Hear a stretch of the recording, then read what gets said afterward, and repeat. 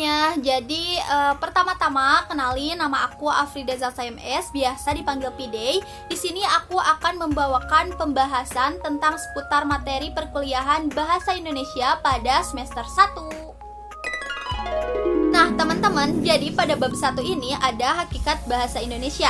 Diawali dari sejarah bahasa Indonesia. Nah, sejarah bahasa Indonesia ini pertamanya dari bahasa Melayu. Kenapa disebut dari bahasa Melayu? Karena banyak artefak-artefak yang ada di Indonesia yang ditemukan di wilayah-wilayah Indonesia mengandung kata-kata dari bahasa Melayu. Dan juga jika kita dilihat dari sejarahnya bahwa raja-raja yang dahulu pernah menempati wilayah-wilayah Indonesia, kebanyakan dari mereka menggunakan bahasa Melayu. Nah, bahasa Indonesia ini disahkannya pada tanggal 28 Oktober 1928. Ada yang tahu apa hari yang bertepatan dengan hari 28 Oktober? Yap, itu adalah hari Sumpah Pemuda. Jadi, disahkannya bahasa Indonesia itu bertepatan dengan hari Sumpah Pemuda. Dan bahasa Indonesia ini perkembangannya didorong oleh kebangkitan nasional. Lanjut pada pembahasan selanjutnya, yaitu kedudukan dan fungsi bahasa Indonesia. Nah, bahasa Indonesia ini memiliki kedudukan yaitu diantaranya sebagai bahasa nasional. Nah, bahasa nasional ini memiliki fungsi yaitu sebagai lambang identitas nasional. Dan yang kedua, ada bahasa Indonesia ini sebagai bahasa negara. Kenapa disebut sebagai bahasa negara? Karena ia memiliki fungsi sebagai alat pemersatu bangsa Indonesia. Karena bisa dilihat, masyarakat Indonesia ini memiliki latar belakang yang berbeda-beda. Dan yang terakhir pada bab ini adalah variasi bahasa. Kenapa variasi bahasa itu timbul di Indonesia? Karena sudah kita ketahui bahwa negara Indonesia adalah negara yang amat sangat kaya akan suku, budaya, daerah, dan lain sebagainya. Jadi itu yang menimbulkan variasi bahasa di Indonesia itu sangat beragam. Nah, variasi bahasa itu sendiri ada dari lisan dan tulisan, baku atau tidak bakunya, dan juga kita bisa melihat dari bagaimana perbedaan variasi dialektikal dari kaum terpelajar, bidang khusus, dan juga kaum-kaum yang berintelektual. Intinya kita harus pintar-pintar memilih variasi bahasa pada konteks-konteks tertentu. Jika kita tidak bisa memakai bahasa daerah, lebih baik kita menggunakan bahasa Indonesia, karena bahasa Indonesia adalah sebagai bahasa pemersatu bangsa. Nah, teman-teman, selanjutnya kita akan memasuki bab 2, yaitu ejaan yang disempurnakan. Nah, sebelum kita membahas tentang ejaan yang disempurnakan, kita patut mengetahui tentang ejaan apa saja sih yang pernah berlaku di Indonesia. Nah, yang pertama itu ada ejaan opisen disebutnya, yaitu ejaan yang menggunakan huruf J menjadi Y. Jadi contohnya itu seperti yang tapi ditulisnya jang, atau itoe tapi dibacanya itu.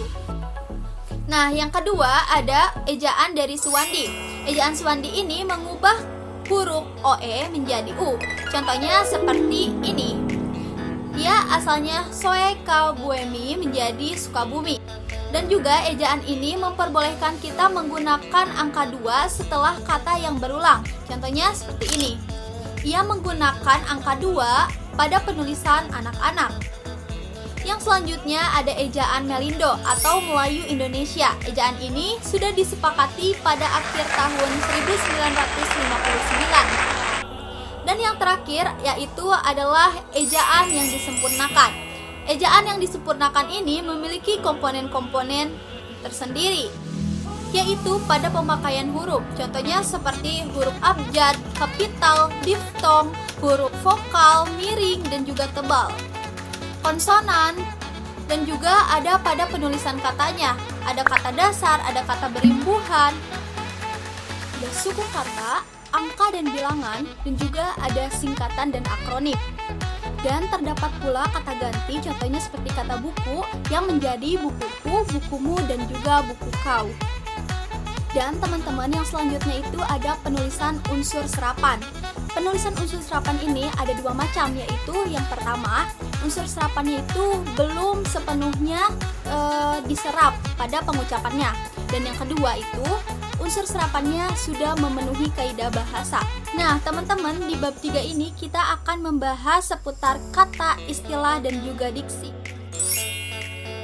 Nah, yang pertama ada kata. Kata adalah satuan terkecil yang mengisi salah satu fungsi dari sintaksis dalam suatu kalimat. Nah, yang kedua ada istilah. Istilah itu adalah kata atau gabungan kata yang memiliki makna khusus sesuai pada ranahnya. Dan selanjutnya ada diksi. Diksi adalah kata pilihan untuk memberikan makna sesuai dengan keinginan si penulis.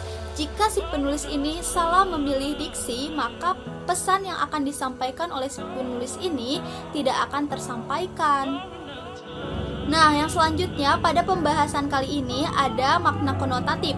Nah, makna konotatif ini adalah makna yang menyimpang artinya dari arti yang asalnya gitu. Contohnya seperti mengkambing hitamkan. Makna konotatif ini hampir mirip sama majas, tapi dia berbeda dengan majas. Dan yang kedua ada makna denotatif. Makna denotatif ini adalah makna dasar atau umum yang orang lain tuh tahu gitu tentang arti dari makna itu sendiri. Nah, jadi itu aja materi yang ada di bab 3. Sekarang kita akan beralih ke materi bab 4. Jadi pada materi bab 4 ini membahas mengenai kalimat. Kalimat itu adalah satuan bahasa yang disusun oleh kata-kata yang memiliki makna yang lengkap. Karena dia itu memiliki unsur-unsur seperti SPOK, yaitu subjek, predikat, objek, dan juga keterangan.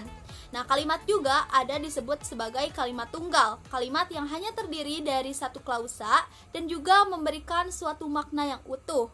Dan juga ada kalimat majemuk. Nah, kalimat ini kalimat yang mempunyai dua pola hasil gabungan kalimat tunggal.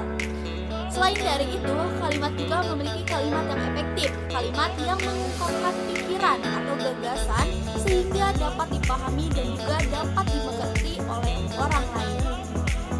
Nah, mungkin hanya itu teman-teman yang bisa kita bahas pada kesempatan kali ini. Maaf banget kalau misalkan aku banyak kesalahan, karena ini adalah the first time aku bikin video tentang pembahasan materi kuliah gitu pada bab 1 pada semester 1 ini. Jadi buat kalian yang mau ngasih masukan atau kritikan, aku terima banget. Dan terima kasih banyak sama teman-teman semua yang udah mau mampir ke channel YouTube aku. Kalau misalkan kalian ada masukan dan juga ada request juga tentang